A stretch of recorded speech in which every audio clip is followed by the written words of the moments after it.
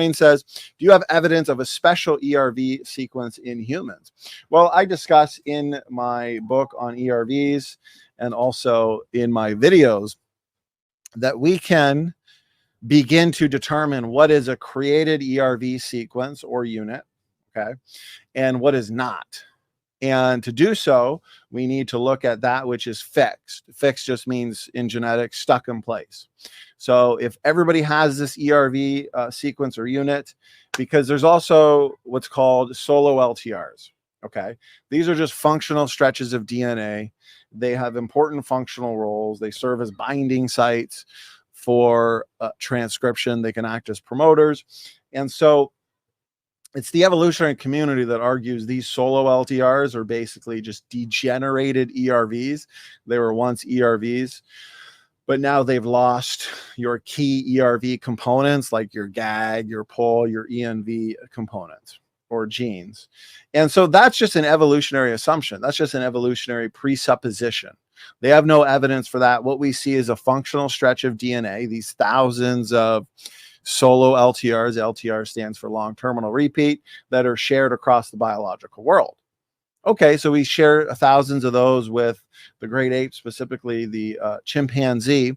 We have no reason to believe that those solo LTRs were once full ERVs. Okay, your full ERV comprises what?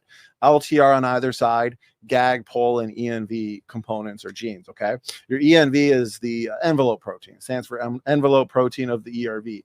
Now, this ERV shares sequence similarity to exogenous retroviruses. An exogenous retrovirus is built the same.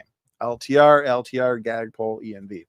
Okay, so the evolutionary community argues that the ERV must have come from a retrovirus, an exogenous retrovirus. Exogenous occurring from outside, horizontal transmission.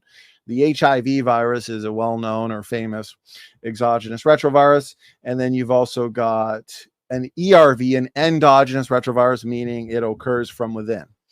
Okay, so the question is, are these really the ancient remnants of past viral infections, or are they created units of DNA function?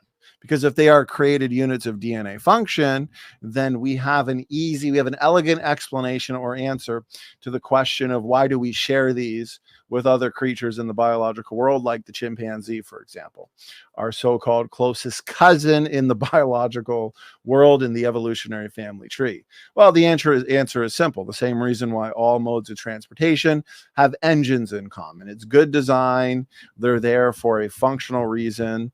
They have a very significant purpose. Okay.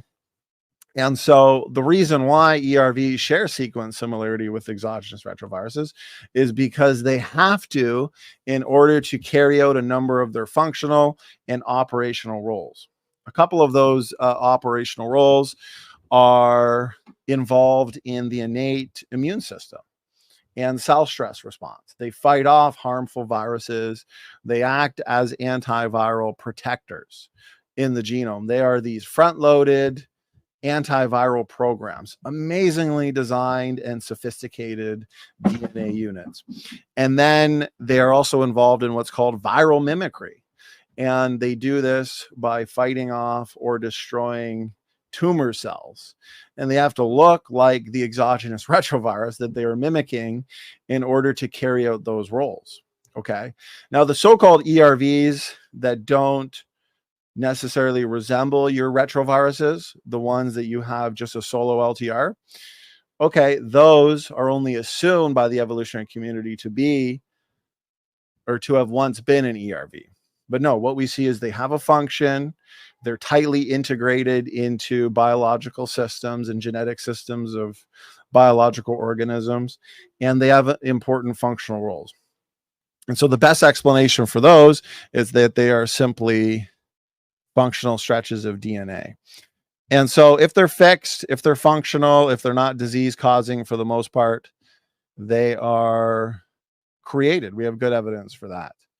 Now with Lorraine's, to answer her question in its entirety, ones that are not fixed, ones that are disease causing, and ones that are not functional, at least in terms of having an essential function, like in placental development and embryological development, those we would argue are from true infection, passed on vertically, hit in the right spot, and they've become endogenized. Okay.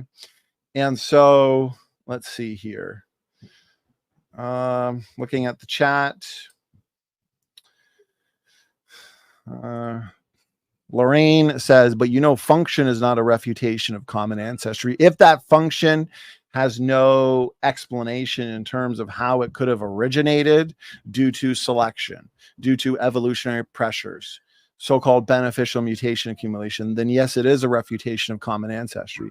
These fixed ERVs are tightly integrated into these biological systems, these genetic systems, and they have functions that the evolutionary community simply don't have evidence for how they could have originated naturally. That's why my challenge to the evolutionary community has been and continues to be, show me an example of a non-functional endogenous retrovirus going from non-functional to something as functional as these ERVs that we see are involved in embryological development. They're involved in the placenta. And so you can find a number of papers in the conventional literature. One that specifically comes to mind literally admits, they confess that if we did not have these ERVs, then mammals as we know would not exist. I like to exist. Lorraine likes to exist. We like to exist. And we actually would not exist without these ERVs and ERV units. And so that tells us that they are essential. And so the evolutionary community, they have some nice philosophy. Okay, they have a great story. Evolutionists hope, dream, and imagine that they're related to whales and pine trees, but without any empirical evidence, then it's just pseudoscience. It's just a story. It's their philosophy. And so we need to see how these functional roles can come about. Okay, because if viral DNA randomly inserts itself into a cell, into a host cell, it's more likely to disrupt genetic functionality than make it better. It would be like if a painter who was blindfolded, if he were to apply random brush strokes to a painting he was working on, he's more likely to ruin the painting, to make it worse than make it better. Okay, and that's why it makes more sense that these ERVs with these essential functional roles were front-loaded in the beginning by God, by a designer.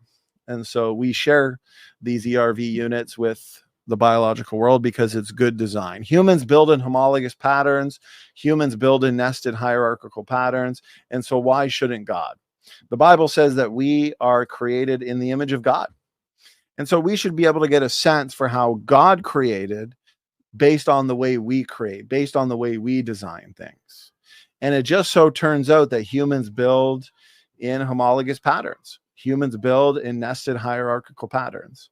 And so this just happened to be the case. And it turns out that God designed a biological world with similarities in anatomy, morphology, genetics, and physiology, and also built in hierarchical patterns. Every single creature has to be more similar to one creature and less similar to another. So, for example, humans, we're designed with RNA, with DNA, with proteins.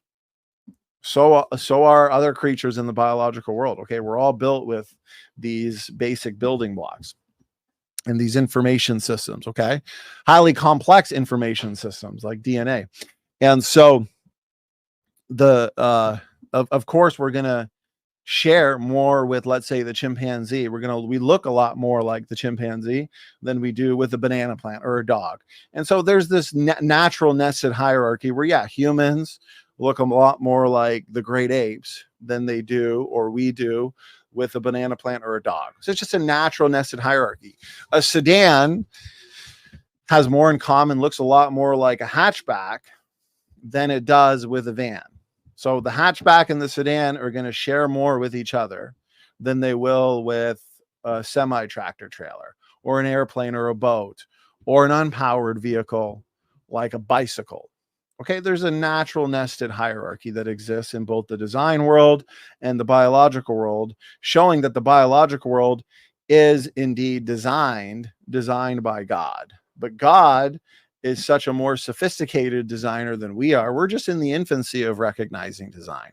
And so God was able to create his creation, he was able to design the biological world with the ability to reproduce, to pass on their genes. This is incredible design. This is incredibly sophisticated, and it defies naturalistic explanations.